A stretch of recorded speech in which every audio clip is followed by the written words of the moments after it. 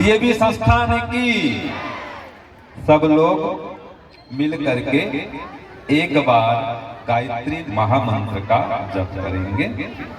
ओम भूर्भुवः स्वः तत्सवितुर्वरेण्यं भर्गो देवस्य धीमहि धियो यो नः प्रचोदयात्। इस परम पवित्र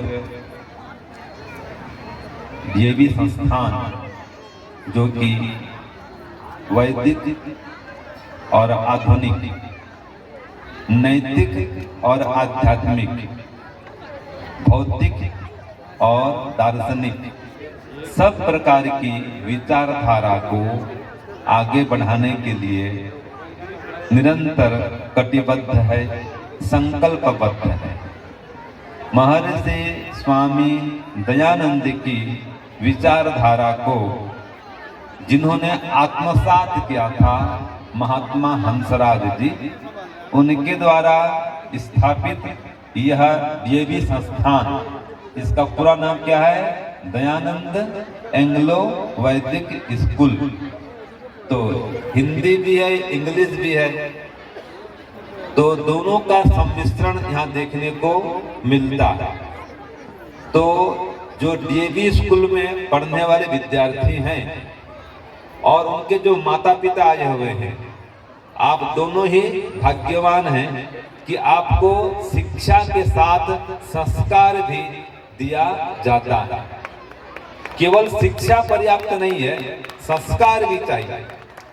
हम पढ़ते हैं, सुनते हैं, जानते हैं। मातृ देवो भव, पितृ देवो भव, आचार्य देवो भव और अतिथि देवो भव। इसकी शिक्षा देने वाला यह डीएवी संस्थान है। डीएवी में पढ़ा हुआ बालक राष्ट्र भक्त होता है, ईश्वर भक्त होता है, याज्ञिक होता है, धार्मिक होता है। आज हम सर से बातचीत कर रहे थे कि आपके यहाँ प्रत्येक शनिवार को यज्ञ होता है, बहुत बड़ी बात है। गायत्री मंत्र से आप लोग प्रार्थना करते हैं, तो ये वैदिक संस्कृति को आप अपना रहे हैं।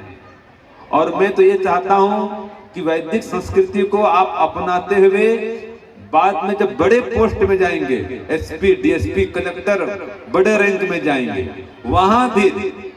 वहां पर भी इसी प्रकार से आप भारतीयता का, वैदिकता का, आध्यात्मिकता का प्रचार प्रसार कर सके, अंग्रेजी भाषा में उनको समझा सके।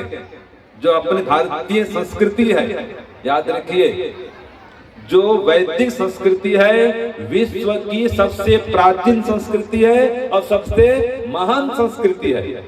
ऋषि महर्षियों की संस्कृति को धारण करने वाली, आगे बढ़ाने वाली यह संस्कृति है। तो जो देवी संस्थान है, यह वैदिक संस्कृति को आगे बढ़ाने वाला संस्थान है। आपके जो प्रमुख हैं श्री पूनम सूरी जी, मैं उनसे व्यक्तिगत मिला हूँ, कई बार मिला हूँ, और मुझे देवी संस्थान दिल्ली की ओर से सम्मान प्राप्त करने का भी सौभाग्य मिला हुआ है। जब आपका कौन सा वर्ष था, वो स्वर्ण जयंती को मना रहे थे, महात्मा हंसराज जी का, है ना, उनकी जयंती मना रहे थे। तो देखिए देवी संस्थान की ओर से हर प्रदेश के सन्यासियों का सम्मान किया जा रहा था और हवाई जहाज में बुलाते थे, फ्लाइट में हमको बुलाया गया, जाने का टिकट, आने का टिकट देवी संस्थान ने वहन किया, वहां पर सम्मानित किया गया, बड़ा सा सम्मान चित्र दिया गया।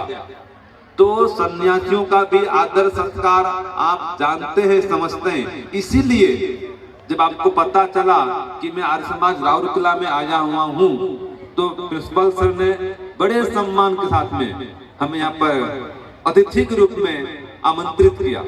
और कल फिर हमारे यहाँ पर उपदेश भी है। तो आपके जो प्राचार्य महोदय हैं, मैं थोड़ा प्रयास कर रहा हूँ हिंदी बोलने का, है ना, तो सब समझे भी, हिंदी की भाषा भी गरिमा इसकी जाने। तो जो प्राचार्य महोदय हैं वो भी बहुत ही सुशील, सुसंस्कृत, संस्कारित लग रहे हैं। तो आपके नेतृत्व में ये डीवी संस्थान आपका राउरकेला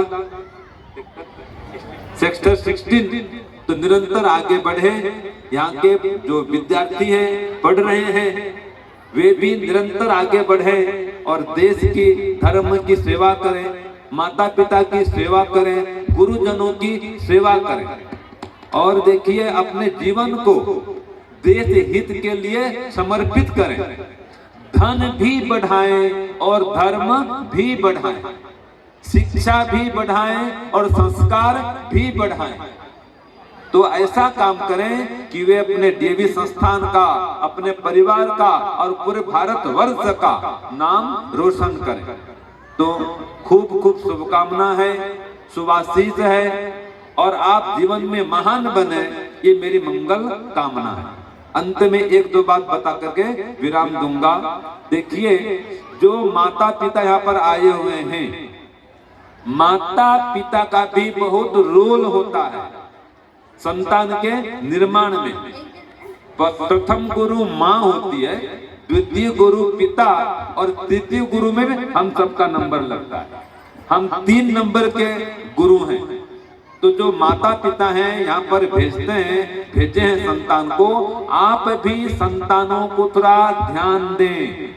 आज की एक एकदम करंट समस्या है कि बच्चे मोबाइल के बिना भोजन नहीं करते। आप देखते होंगे, मोबाइल में इतना रच पच गए हैं, डूब गए हैं कि पढ़ाई भी गौण कर देते हैं, इसको साइड में कर देते हैं। सर लोग भी परेशान होते हैं, आप भी परेशान होते हैं।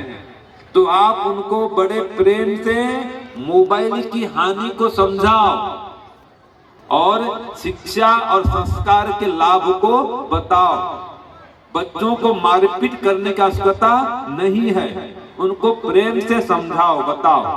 फिर भी नहीं माने, फिर नाश्ता बंद कर दो, एक टाइम का आधा नाश्ता दो। ये तो गुरु की परंपरा भी अपनानी पड़ती है, निर्माण करने के लिए, सुधार करने के लिए। जो उनका प्रिय पदार्थ है नहीं देंगे आपको, आप हमारी बात मानो। तो बच्चे ऐसे हों जो माता पिता की बात माने, गुरुजनों की आज्ञा का पालन करें।